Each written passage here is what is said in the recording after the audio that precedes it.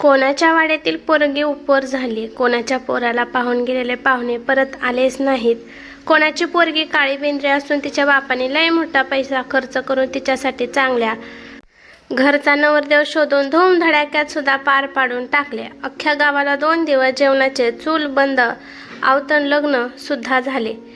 तो समदा थाट बघून पाहुणे मंडळीची हवा चांगलीच गुल झाली होती.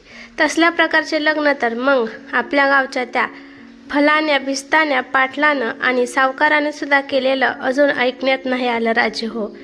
त्या तमक्याच्या वाळ्यातली पोरगी औंदाच्या सालीबीबीना लग्नाची राहणार आहे असा योग दिसतो. गळ्या पोरगी तर बरी आहे, नाकी डोळी बी साजरी गोजरी आहे, यात काही वाद नाही. पण तिचं लग्न अजून बी जुळत नसल्याचं कारण म्हणजे तिच्या मायचा अदृश्यपणा आहे गड्या. तिचा बाप म्हणजे आपल्या निल्या हा लय गरीब शोषिक स्वभावाचा साधा भोळा माणूस आहे. खरे पाहिले तर तो त्या घरातला 6 भावात आणि 3 बहिणीतला सर्वात मोठा भाऊ आहे. पण त्याच्या भोळ्या आणि गरीब स्वभावाचा त्याच्या इतर सर्वच लहान भावांनी भरपूर गैरफायदा घेतला. नीलेला फक्त एका वेळेला नेहारी आणि 2 वेळेचे जेवण देऊन खंडीवर गाय म्हशीच्या राखणदारीच्याने रोख पाण्याचे काम करायला लावले आणि बाकीचे 5 जण भाव शेती भातीची कामे करून पैसा अडक्याचा व्यवहार पाहू लागले. निल्याचा पाठचा भाऊ हा राम हा बापाच्या निधनानंतर साऱ्या घरचा कारभारी म्हणून नावारूपाला आला. निल्याच्या माईची सुद्धा त्याला संमती होती. घरातला खटला मोठा असला तरीही जमा जुमला बरा असल्यामुळे खाण्यापिण्याची मुळात ददात नव्हतीच. घरात दूध दुभतं अगदी शिगेलोट भरपूर असायचे. बापाच्या देखत केवळ निल्याचेच लग्न झालेलं होतं आणि त्याला बापाच्या डोळ्यात देखत एक पोरगी सुद्धा झालेली होती. निल्याची बायको ही आपसातल्याच एका गरीब घराण्यातली पोरगी होती. गरीब घराण्यातली असली तरीही निल्याची बायको उमा ही 4 चौघी आयाबायामध्ये उठून दिसणारी देखणी बाई होती. तिच्या सकट तिला 5 बहिणी होत्या, पण भाव मात्र एकही नव्हता. घराण्याला सद्गती द्यायला आणि बापाला खांदा द्यायला पुत्र असावा या गोड समजुती पायी आणि आपल्या माईच्या जुन्या विचारांच्या अडथळ्यापायी उमाच्या बापाने आपली पहिली बायको जिवंत असतानाच म्हणजे उमाची माय जिवंत असतानाच पाणी पाजायला पोरगा हवा म्हणून दुसरी गांधर्व विवाहाची बायको करून आणली. पण योग असा वाईट होता की तिला सुद्धा एकही संतान झालेच नाही. मग मात्र देवाच्या मनात असेल तेच होते अशा शब्दाने आपल्या मनाची समजूत घालून उमाचा बाप हातावर हात चोळत गप्प बसला. मग त्याने हुशारी केली की गरिबीचा आणि श्रीमंतीचा विचार न करता सरळ धोपट मार्गाचा अवलंब केला आणि पोरींच्या भावनांचा विचार वगैरे न करता जी कोणती सोयरीक आधी येईल ती पटापट धरून घेतली आणि पाठोपाठ उजवायला आलेल्या सर्वच पोरींची लग्ने आळीपाळीने पार पाडून घेतली. उमा मोठी असल्यामुळे सुरुवात तिच्याच लग्नापासून झाली. उमाचा नवरा निल्या हा खात्यापित्या घरचा आहे, परंतु अशिक्षित आणि भोळा आहे ही बाब उमाच्या बापाला चांगली माहीत होती. आणि उमाच्या मायला माहीत असूनही काहीच फायदा नव्हता, कारण की तिचे आपल्या नवऱ्याच्या पुढे काही सुद्धा चालत नव्हते. तिने जर नवऱ्याच्या समोर बोलायला नुसते तोंड जरी उघडले असते तरी तिला तिच्या रागीट नवऱ्याने पोरी सोरींच्या देखतच न त्यांच्या मायच्या अंगावर हात टाकून चांगले बदडून काढले असते. उमाची माय चांगलीच देखणी होती. 4-5 पुरींची माय असूनही तिचे तारुण्य अजूनही ओसरले नसल्याचे लगेच दिसून येत होते. उमा आणि तिच्या बहिणीसुद्धा आपल्या मायप्रमाणे चांगल्या सुंदर होत्या. गरिबीच्या घरात जन्मून सुद्धा त्यांना सौंदर्याचे दैवी लेणे लाभलेले होते, यात मुळीच वाद नव्हता. म्हणून त्या सर्वच बहिणी पटापट उजवल्या गेल्या होत्या. म्हणूनच उमाचे हे लग्न त्या काळाच्या जुन्या रुढीप्रमाणे कमी वयातच झाले आणि उमा निल्याची बायको म्हणून सासरी नांदायला आली. गरिबाची लेक असली तरीही उमा तिच्या मायप्रमाणे उफाड्या अंगाची आणि उंचपुरी होती. तिच्या बाकीच्या बहिणी मात्र तिच्या बापाच्या खुजा अंगकाठीवर गेल्या होत्या. तरीही सर्वच बहिणी 4 चौघीमध्ये उठून दिसतील एवढ्या सुंदर मात्र निश्चितच होत्या. उमा नवा संसार करता करता सासरी एवढी रमून गेली होती की तिला सणावारालाच आपल्या माहेरची आठवण आली तर आली, नाहीतर इथं सासरी सकाळ संध्याकाळ ते रात्री धरणीला पाठ लागेपर्यंत राबायची आणि दळण पहाटं पटकन कधी होईल याची धास्ती मनामध्ये घेऊन कोंबडा बाग द्यायच्या आधी उठायच्या. तयारीने गोधडीवर पडून डोळे मिटायचे आणि अर्धवट झोप लागली की मग गोधडीत अंगाला अंग लागून ऊब वाटली की आपल्या शेजारी नवरा येऊन झोपला आहे असे समजून घ्यायचे. तिचा नवरा निल्या हा गुरेढोरे नीटनेटके खुंट्याला बांधून झाले की मग गायाने म्हशीची धार काढून झाल्यावर दुधाची चरवी गुंडी आणि लहान बादली घरी आणून ठेवायचा. गोठ्याचा झोपाटा लावून घेऊन पुन्हा एकदा उघडून पाहून एखादे वासरू अथवा म्हशीचे पारडो खुंड्याला बांधायचे विसरून तर गेले नाही ना याची पूर्ण खात्री करून घ्यायचा आणि मग पुन्हा झोपाटा चांगला बंद करून घेऊन घराकडे यायला निघायचा. निल्याने झोपाटा बंद करून तो घरी यायला निघाला की त्याची वाट पाहत बाहेर बसलेले त्याचे काळ्या बंड्या रंगाचे तगडे कुत्रे आळस देऊन सरळ होत आपल्या मालकाच्या मागे मागे घरी यायला निघायचे. तोपर्यंत घरी आणि गावात दिवाबत्तीची वेळ होऊन दिवे लागलेले असायचे.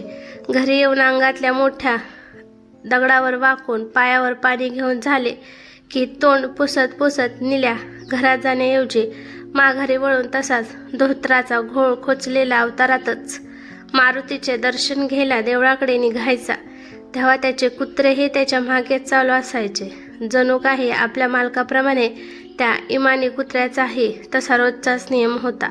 मारुतीचे दर्शन घेऊन घरी येईपर्यंत निल्याच्या आधी त्याच्या 2-3 भावांचे जेवण उरकून जात असायचे. निल्याची बायको घरातील मोठी सून असली तरीही घरात सासूपुढे एकाही सुनेचे काही चालत नव्हते. सासू म्हणेल तीच पूर्व दिशा आहे असाच इतर घरातल्या रिवाजानुसार त्यांच्याही घरी तोच नियम मोठ्या कसोशीने पाळला जात होता. उमाचा नवरा निल्या हा भोळा असल्यामुळे त्याने केलेल्या ढोर मेहनतीकडे त्याच्या एकट्या बापाशिवाय दुसरे कोणीही सहानुभूतीने पाहत नव्हते. आणि नवरा कितीही कष्टाळू असला तरीही उमालाही घरात पाहिजे तेवढा मान मिळत नव्हता. आणि दुसरी गोष्ट अशी होती की घरातल्या सर्व जावांपैकी उमा एकली अत्यंत सुंदर होती. तिचे सासू आणि चुलत सासू उमाला सतत निस्तीच देखणी सुबानी हाय माय मले पहा आणि पान फुलं वाहा असे घालून पाळून बोलून उमाचा येता जाता पान उतारा करत असत. तर तिच्या लहान जावासुद्धा उमावर मनातून संशय घेत असत की ही अवदसा आपल्या धीराला फसवून आपल्या रूपाच्या जाळ्यात तर ओढणार नाही ना मायबाय.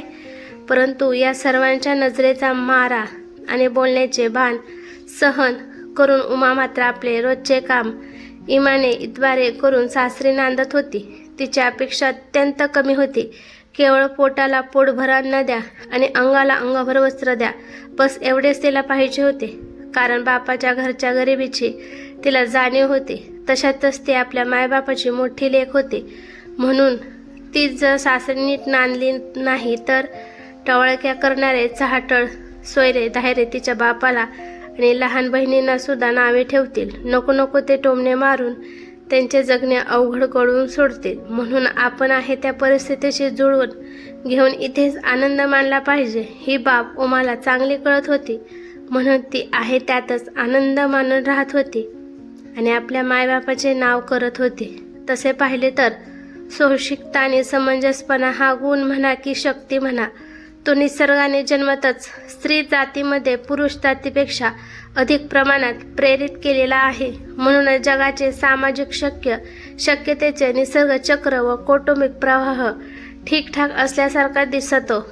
ज्या ज्या घरी स्त्रीने कंटाळून कुटुंब संस्थेतला आपला सहभाग कमी केलेला आहे त्या त्या कुटुंबाच्या नैतिक भिंतींना तडे जाऊन त्या त्या कुटुंबाच्या इमारती उद्ध्वस्त झाल्या आहेत असे चित्र आपल्याला बघवायला मिळत असते. कुटुंबाला एकत्र प्रेमाच्या धाग्याने बांधून ठेवायचे की आपापसामध्ये दुहेरी विषारी बीज पेरून या सर्वच माणसांना भूताखेतासारखे रानुमाळ भटकायला लावायचे ही बाब सर्वस्वी स्त्रियांच्या कुटुंबातील वर्तुणीवर अवलंबून असते. स्त्रीच्या मनात असले तर ती स्मशानातही नंदनवन निर्माण करू शकते आणि तिच्या जर मनात नसले तर ती स्त्री जित्या जागत्या नांदत्या गोकुळासारख्या घराचेही स्मशानात रूपांतर करू शकते. माणसाला 4 माणसात बसायच्या लायकीचे ठेवायचे की त्याची मान खाली घालायला भाग पाडून त्याची 4 माणसात इज्जत उघडी पाडायची याचे सूत्र त्या घरातली स्त्री कशी वागते आहे या गोष्टीवर आधारित असते. कारण बाईच्या चारित्र्यावर आधारित असते. कारण ते बाईच्या चारित्र्यावरच तर माणसाचेही चारित्र्य घडतं किंवा बिघडत असते. पुरुषाला चढवायचे की बावचळायचे अथवा खेळवायचे ही गोष्ट स्त्रीला चांगलीच अवगत असते, परंतु निसर्गाने स्त्रियांना संयम आणि मर्यादा पालन करण्याची शक्ती जन्मतः प्रदान करून मानवजातीवर मोठाच उपकार केलेला आहे. स्त्री जातीला निसर्गाने जशा अनेक शक्ती देऊन उपकृत केले आहे तसे केले नसते तर प्रकृतीशिवाय एकटा पुरुष या विश्वासामध्ये काहीच करू शकला नसता. पुरुषाच्या अंगी कितीही बल असले तरीही तो स्त्री जाती एवढे प्रेम करू शकत नाही. जगाची निर्मितीच मुळी प्रेममय संकल्पनाच्या आधारे तपोयोगाने होत असते असे म्हणतात. प्राकृतिक दृष्टीने बघितलं तर पुरुष हा प्रेमाच्या अधीन असतो, पण तो स्त्रीप्रमाणे प्रेमाचा स्तोत्र मात्र निर्माण करू शकत नाही. त्यामुळेच निसर्गाने पुरुषाला सृजनाची शक्ती दिलेली नाही. निसर्गाने स्त्री जातीला जाणून बुजून अगदी सहेतुक सृजन शक्तीचे वरदान देऊन जगावरती महान उपकार केलेला आहे. एवढेच नाही तर नारी जातीला सौंदर्याची देणगी देऊन प्रकृती आणि पुरुष यांच्यामध्ये प्राकृतिक आकर्षण निर्माण करून सृजनाचे सृष्टीचक्र अव्याहतपणे चालू राहावे याची देखील सोय करून ठेवलेली आहे. निसर्गाने जर तसे केले नसते तर त्याच्या सृष्टीचक्राची गती खुंटल्यागत झाली असती. आपण जर जगात निकोप अशा उघड्या डोळ्यांनी पाहिले तर आपल्या लक्षात येईल की या जगामध्ये सृष्टीकर्त्याने ठायी ठायी सौंदर्याच्या राशी उभारून ठेवलेल्या आहेत. उंच उंच असे गगनाला चुंबायची स्पर्धा करायला असुसलेले पर्वतांची निळे निळे शिखर असोत की धुक्याची चादर पांघरून घेऊन गूढ पण रम्य आकर्षण निर्माण करून मनात गूढता साठवणाऱ्या दऱ्याखोऱ्या असोत अथवा डोंगर कपारीतून खळखळ करत पाझरून कड्यावरून खाली अवखळपणे उघड्या घेणारे आरशाप्रमाणे स्वच्छ दिसणारे निर्झर असोत किंवा हिरवाईने नटलेले टेकडे असोत, या सर्वांच्या ठायी जणू काही सौंदर्याचा मूर्तिमंत साक्षात्कार सर्वत्र भरून उरलेला आहे. प्रेमाचा बहर ओझरत जाऊन केवळ शारीरिक भूक आणि वासने यांच्या चक्रात अडकून मानवाची सारासार विवेकबुद्धीचा नष्ट होऊ पाहत आहे. स्त्री जातीला निसर्गाने बहाल केलेले तिचे सौंदर्य तिच्या जीवाचा काळ ठरू पाहत आहे. लिंगपिसट माणसे नात्यागोत्याचा आणि लहान मोठ्याचा विचार न करता कवळ्या कळ्यांना आणि उमलत्या फुलांना कुस्करून त्यांचा जीव सुद्धा घ्यायला धजावत आहेत. माणसाच्या माणुसकीची आणि नीतिमत्तेची पार वाट लागायची वेळ येऊन ठेपली आहे. कोणाला कायद्याचा धाक वाटत नाही तर कोणाला पैशाच्या बळावर हवे ते सर्व पाहिजे नव्हे. जर ते मला नाही मिळाले तर इतरांनाही मिळू देणार नाही अशी गमी चढत चालली आहे. तर कोणाला आपल्या शारीरिक बळावर दादागिरी करायची आणि अवलंबांना छळून दहशत निर्माण करायची घाई झाली आहे. या क्रूर व अविचारी माणसांच्या अविचारी अशा विचाराखाली निर्दोष माणसे व अबला नारी भरडले जात आहे आणि समाज मन जणू काही संवेदनशील बनत चालले आहे. एके दिवशी 3 वर्षाच्या पुरीला घरी सासूजवळ टाकून उमा शेतात कामाला गेली. सोबत तिने नवऱ्याची दुपारची शिदोरी सुद्धा नेली होती. हिवाळ्याचे दिवस होते. सारे शिवार हिरवेगार होऊन वाऱ्यावर डुलत होते. लाल मिरच्यांचा 1-2दा तोडा होऊन गेलेला होता. मिरच्यांच्या शेतात लाल आणि फिकट पिवळ्या रंगाच्या राजगिऱ्याचे तुरे मस्त खुलून दिसत होते. साळीच्या शेतामधून आगळा वेगळा सुगंध वाऱ्यासोबत आसपास असणाऱ्या शेतामधून दरवळत होता. नदी काळेशार पाणी पोटात घेऊन शांतपणे वाहत होती तर ओढे आणि झरे खळाळत आणि झुळकत गाणी गात वातावरणात नैसर्गिक संगीताचे सूर छेडून आनंद व्यक्त करत होते. उंच उंच वाढणाऱ्या निळवा ज्वारीचे पीक अजून काही दिवसांनी हुरड्यात येणार होते.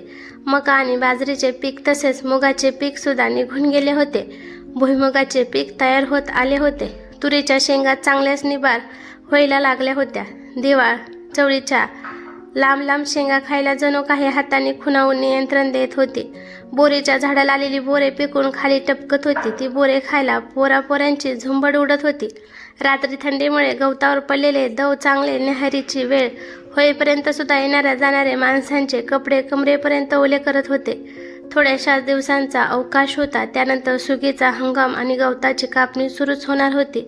उभ्या पिकाकडे पाहून शेतकरी वर्ग आपल्या मनातल्या मनात देण्या घेण्याचा हिशोब जुळवीत सुखाचे क्षण अनुभवित होता. यंदा पावसाचे प्रमाण चांगले असल्यामुळे थंडीचेही प्रमाण बऱ्यापैकी वाढले होते. शेतकरी वर्गाला आपली नियमित कामं पार पाडण्यासाठी थंडीची पर्वा न करता नेहमीच्याच वेळेवर अंथरूण सोडून बाहेर पडावे लागत होते. तर शेताची राखण देखण आणि गायगुरांची सोय साय केली जात होती. सकाळच्या साखर झोपेतून उठायचा आळस केला तर दुसऱ्या दिवसाच्या साऱ्याच कामाची पांगडी होऊन जात होती. म्हणूनच वेळेवर उठून अंगावर घोंगडी नाही तर शाल अथवा चादर पांघरून घेऊन शेताची वाट धरावी लागत असायची. थंडीमुळे हातपाय उकलेले तरीही त्याची चिंता कोणाला नसायची. एकदा का शेतात गेले की मग शेतात काम करणारी माणसं आणि स्त्रिया संध्याकाळी सांजेवेळीच गायीगुरांच्या सोबतीने घरी परतत असत. कारण घरी आल्यावर आयाबायांना लगेच चुलीपुढे धरावे लागत होते.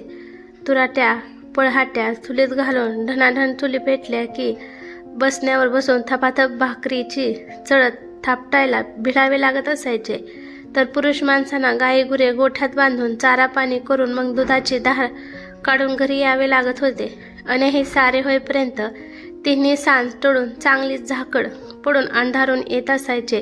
त्यानंतर जेवण वेळ सुरू झाली की भाकरीचा आणि कोरड्याशाचा ठेच्यासह फडशा पाडून घरदार मोकळे व्हायचे.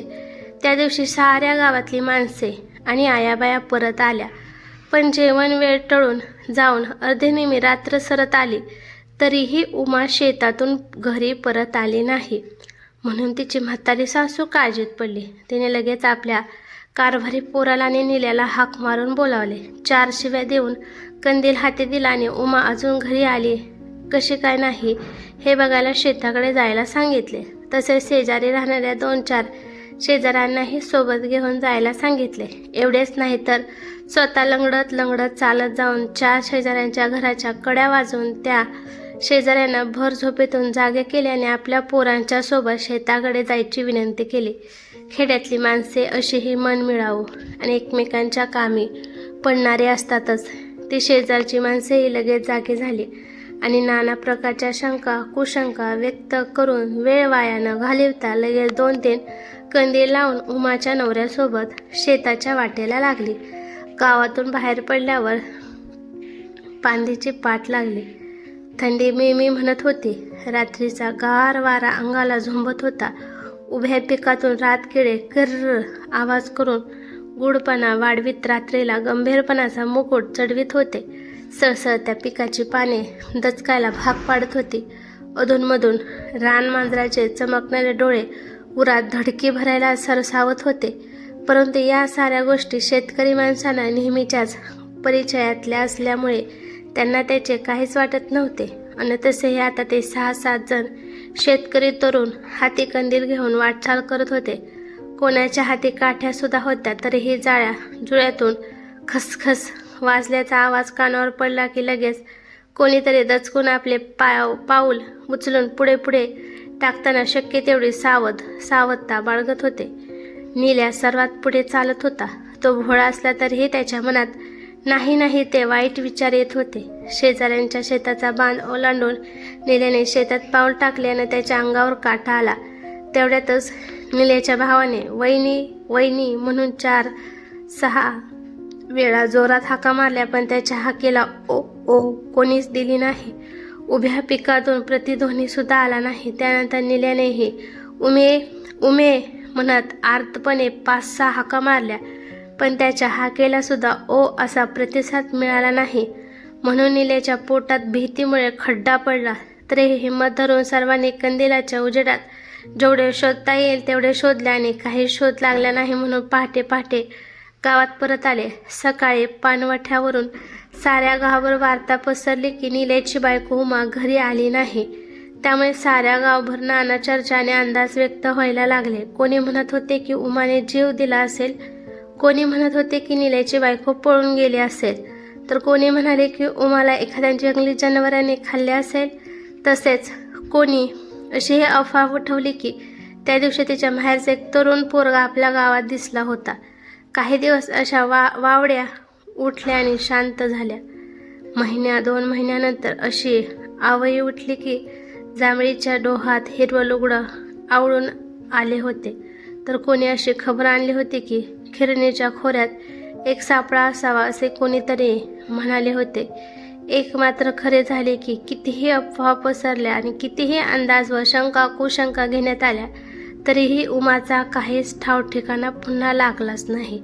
काही दिवसांनी त्या जुन्या घटनेचा साऱ्याच गावाला विसर पडला. पण नील्याला मात्र आपल्या सुंदर बायकोची आठवण विसरणे कधीही शक्य झालेच नाही. त्याला घरच्या माणसाने दुसरे लग्न करण्यासाठी खूप आग्रह केला, पण नील्याने दुसऱ्या लग्नाला साफ नकार दिला. उमाच्या मागे तिची 3 वर्षाची पोरगी घरातल्या सर्वांनी जीव लावून लहानाची मोठी केली. तिचं वाड्यात राहणारी नील्याची आणि उमाची रमा नावाची पोरगी आता चांगली मोठी म्हणजे लग्नजोगी झाली होती. तिला पाहायला मागच्या वर्षापासून पाहुणे येत होते, पण अजून कुठेही जमत नव्हते. उमाची पोरगी रमा ही उमासारखीच दिसायला चांगली चुंगली होती असे म्हटण्यापेक्षा ती आपल्या मायेपेक्षा काकणभर सरस होती. अशा विघ्न संतोषी बाया अन माणसे पाहुण्यांच्या कानात हळूच फुसूफुसू करून नकारार्थी शब्दांची पेरणी करत असत की पोरगी मथुरी देखणी आहे यात वाद नाही, पण तिच्या मायेचा कुठे गेल्याचा काहीच अतापता अजूनही लागलेला नाही. राजे हो, तुम्ही आमचे पाहुणे आहात म्हणून ही गोष्ट तुमच्या कानावर घातली. आमचं काम होतं की तुम्हाला माहिती नसलेली गोष्ट तुमच्या कानावर टाकणे. आता तुमचं जे काही असेल ते तुम्ही पहा. आमचे काही म्हणणे नाही. आमचे काम आम्ही केले. नसता मग उद्या पोरगी करून नेल्यावर जर तुम्हाला ही गोष्ट कळली असती तर तुम्हीच आम्हाला म्हणाले असते की एवढी मोठी गोष्ट आम्हाला सांगायची होती. ही गोष्ट जर आधीच आम्हाला माहीत झाली असती तर आम्ही पोरगीच करून नेली नसती. मग तुम्हाला सुद्धा पस्तावा झाला असता. राजे हो, असे बोलून मागच्या 1 वर्षापासून नील्याचे भाऊबंद आपली भाऊबंदकी मोठ्या गुप्तपणे गाजवीत असले तरीही बाब मात्र नील्याच्या एकाही भावाच्या ध्यानात आतापर्यंतही आलीच नव्हती. एवढेच नाही तर नील्याच्या वृद्ध मायेला सुद्धा असली काहीच शंका आली नाही. त्यामुळे त्यांच्या भावबंदाचे सोरीक फिसकटून महागारी पाहुणे पाठवणीचा उद्योग मस्त बिनभोबाट सुरूच होता. म्हणूनच तर उमाच्या रूपवान पोरीची सोरीक कुठेही जमत नव्हती. नुसतेच पाहुणे यायचे आणि पाहुणचार झाल्यावर नील्याच्या भावकीच्या घरी गेल्यावर चहा पाणी पिले की पुन्हा यायचा वायदा करून राम राम झाला की परत निघून जायचे. आपल्या सुंदर पोरीपेक्षा काळ्या सावळ्या आणि नकट्या चपट्या व चकण्या चुकण्या पोरींची लग्ने ठरलेली आहेत, पण आपली रमा एवढी सरस रूपाची आणि गुणवान असूनही तिची सोयरीक अजून काही काय जुळत नाही याचा विचार करून करून भोळा भाबडा नील्या खंगून चालला होता. तर रमाचे आजीसुद्धा बरेच थकून गेल्याचे दिसत होते, पण तिच्या चुलत्यांना मात्र आजकाल एकच चिंता भेडसावत होती. जर या नील्याच्या पोरीचेच लग्न झाले नाही तर मग आमच्याही पोरीच्या लग्न कार्याला निश्चितच आडकाठ्या आल्याशिवाय राहणार नाहीत. उमावहिनी तर बेपत्ता झालेलीच आहे आणि आता आम्हाला सुद्धा बेपत्ता व्हायची वेळ येते की काय असे वाटायला लागले होते.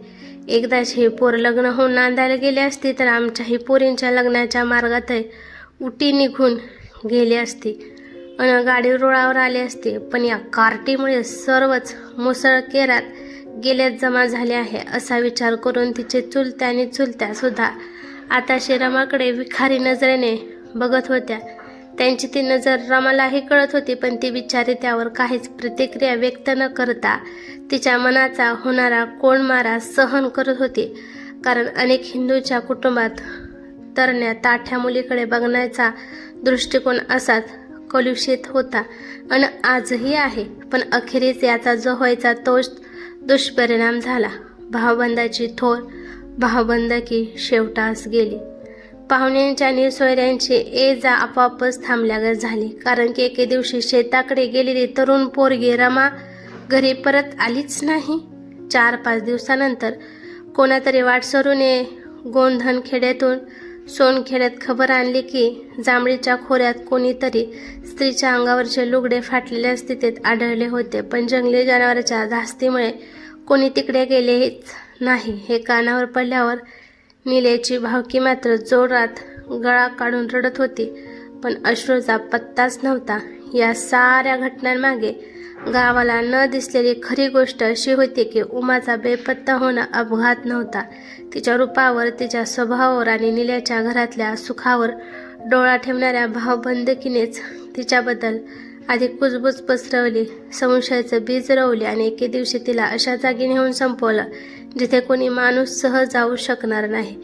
त्यामुळे तिचा ठाव ठिकाणा कधीच लागला नाही. वर्षानंतर तीच भावबंदकी रमालाही ओझं वाटू लागली. तिचं लग्न होत नसल्यानं आपल्याच घरच्या पोरींच्या मार्गात अडथळा येतोय ना, या भीतीनं, समाज काय म्हणेल या भानानं आणि स्वतःच्या स्वार्थापायी त्यांनी रमालाही एकटी पाडलं. शेताकडे गेलेली रमा परत न येणं ही सुद्धा योगायोगाची गोष्ट नव्हती. ज्या डोहात, ज्या खोऱ्या जाण्याची धास्ती गावाला वाटायची, तिथेच तिलाही कायमची गप्प केलं होतं. म्हणूनच दोन्ही वेळा फक्त लुगड्यांच्या खुणा सापडल्या. माणूस नाही, गाव अफात रमलं, पण गुन्हेगार घरातच होते. आणि 2 पिढ्यामधल्या 2 स्त्रिया समाजाच्या नात्यांच्या आणि स्वार्थाच्या बळी ठरल्या. ही कथा कशी वाटली ते मला कमेंट करून नक्की सांगा. कथा आवडली तर लाईक शेअर नक्की करा आणि चॅनलवरती नवीन असाल तर प्लीज चॅनलला सबस्क्राईब करा. धन्यवाद.